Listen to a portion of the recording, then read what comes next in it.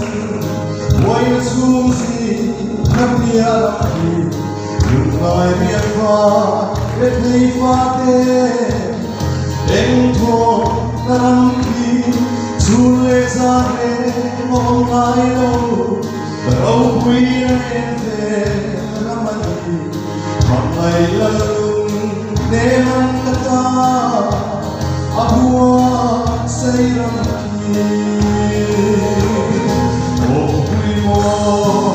Hopuimo, mamai lundu inaramku, ditapulau berano me, enferma moisu.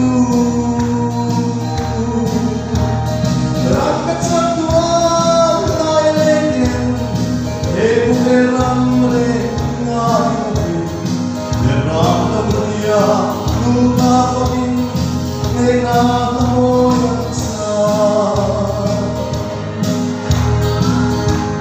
Karuna thale ratang yani, ramlau lalamdu rakatira. O kathel, kopui moya, kaksende bundusu, kadam lai te katuni, beramlau dia duhati, bidang lamba bungi sangin, nenala.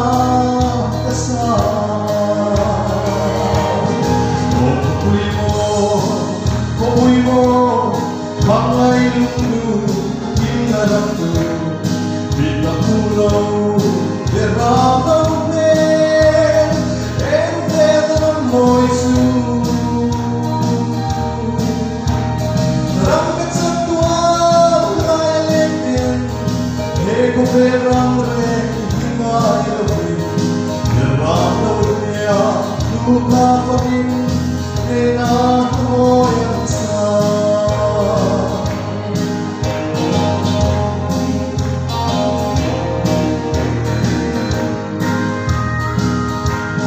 Lalbadanku sayonami, Jerusalem apuan semua, Kristatina rekolena, jantincha diani, tubohe tupungat seka, laukurere dan leiloke, butasalo kopui moiki.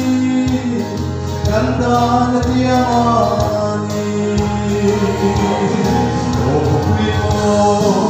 hopuimo, mamai lundu inaramku, ditapulau beramau me, enferma moisu. Rakat satua laileken, ego beramre.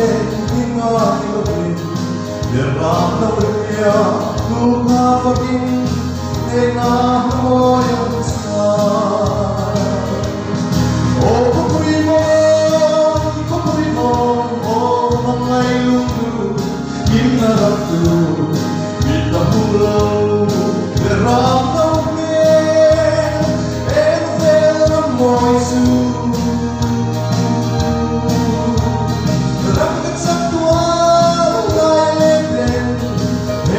Beramre ingai lopi, beramau dunia lupa pamin, enam moyang sa.